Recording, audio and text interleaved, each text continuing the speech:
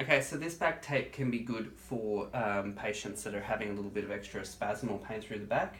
All we're doing is attaching the first inch just in the lower part of the pelvis, sometimes even a little bit lower, stretching and attaching, and just sticking it down. So normally we'd have rounded these corners a bit because otherwise they'll pop up. And then, where's a bit of tape? Doing our other bit on the other side.